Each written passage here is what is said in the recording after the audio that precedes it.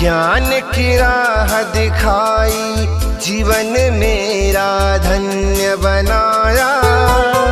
जीवन की राहों में जिसने चलना मुझे सिखाया। ज्ञान की राह दिखाई, जीवन मेरा धन्य बनाया।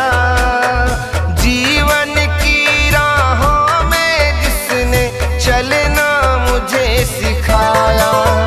है बारंबार प्रणाम उन्हीं के चरणों में। है सारे तीर्थ धाम उन्हीं के चरणों में।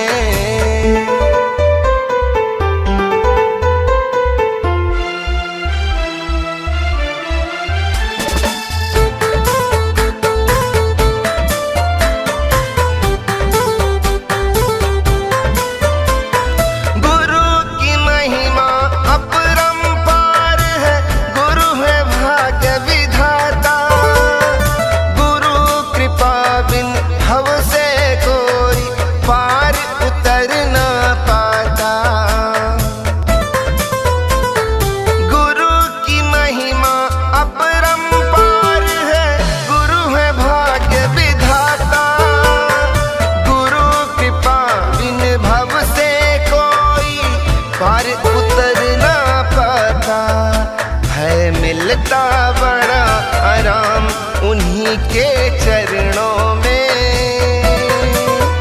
है सारे तीर्थ धाम उन्हीं के चरणों में।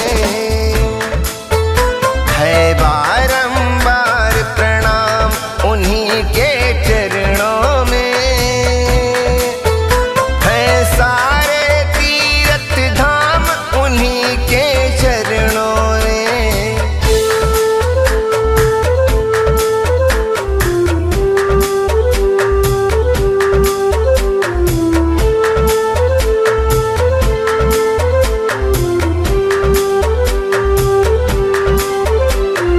बस गुरु के आशीष मात्र से जीवन धन्य हो जाए।